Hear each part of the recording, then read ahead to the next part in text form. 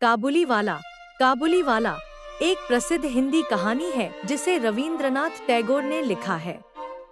यह कहानी एक अफगान व्यापारी रहमत और एक छोटी बंगाली लड़की मिनी के बीच के अद्वितीय रिश्ते को दर्शाती है। कहानी का सारांश इस प्रकार है। कहानी का सारांश। कहानी की शुरुआत एक छोटी लड़की मिनी से होती है, जो अपने माता पिता के साथ कोलकाता में रहती है। मिनी बहुत बातूनी है और अक्सर अपने पिता से कहानियां सुनती रहती है। एक दिन वह एक अफगान व्यापारी को देखती है जो अपने कंधे पर किशमिश और बादाम की थैली लेकर घर घर जाकर बेचता है। मिनी उसे देखकर डर जाती है, लेकिन धीरे धीरे उनकी दोस्ती हो जाती है। रहमत, जिसे सभी काबुलीवाला कहते हैं, मिनी से मिलने नियमित रूप से आता है।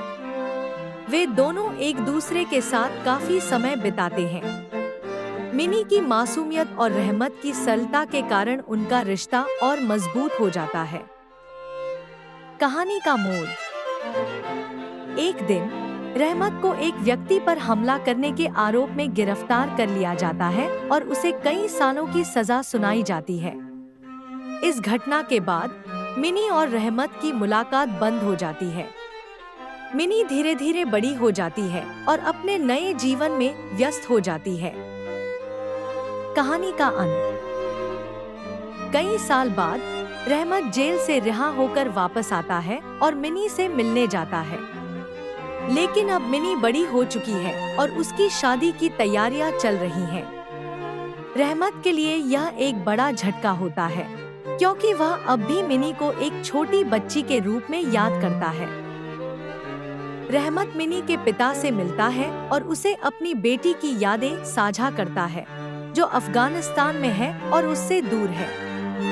मिनी के पिता को रहमत की पीड़ा समझ में आती है और वह उसे कुछ पैसे देते हैं ताकि वह अपने देश वापस जा सके और अपनी बेटी से मिल सके। मुख्य संदेश। कहानी काबुलीवाला मानवता, प्रेम और भावनाओं की ताकत को दर्शाती है।